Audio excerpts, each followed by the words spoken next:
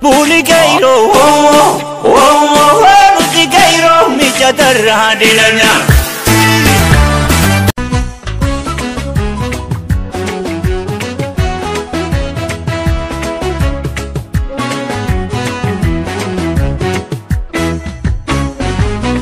Jarra tokko oliif bara duri Oromoo maqaan kee dibame turi Baalliin dhuftee si keessa dabare warra baranaayaa kan bara gere duudhaa qabeessa koo saba bal'aa ogolee dhabbaadhaaf hin qabdu bal'aa.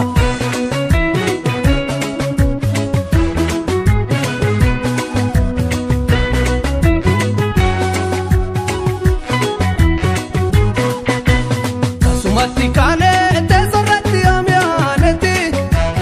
akka kormalooni irratti kolaane nuti kormi kola'eeti dhiigni lola'eeti lafeen boba'eeti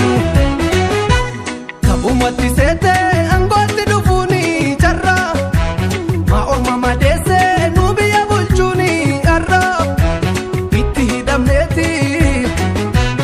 itti baqanneeti bardararamneeti.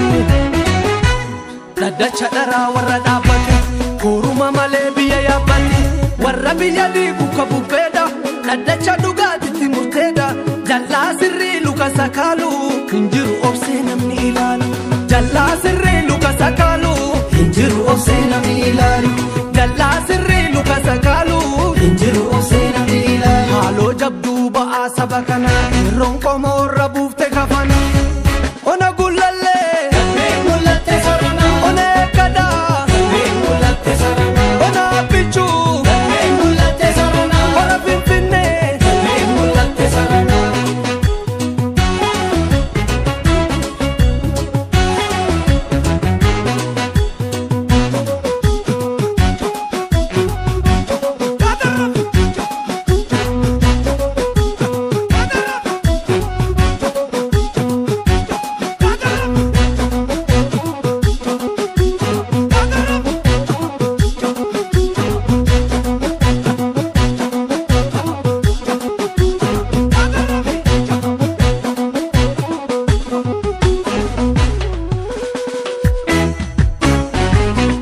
Jarra tokko oliif bara duri Oromoo maqaan kee dibame turi Baalliin dhuftee si keessa dabare warra baranaayaa kan bara gere duudhaa qabeessa koo saba bal'aa ogolee dhabbaadhaaf hin qabdu bal'aa.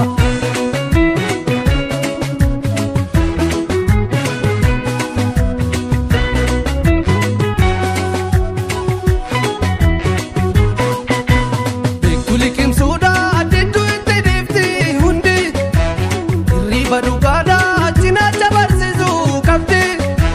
hin qabu dandeetti lumbulchuu jetteeti kuni ija isheeti eegalle ijaarsa biyya jarri dhiibee jiksee iyyaafadhu seenaa duris nutu dhiigaan tiksee itti biyya keenya addunyaaf ni geenya laali humna keenya. Kali ilma warra baagada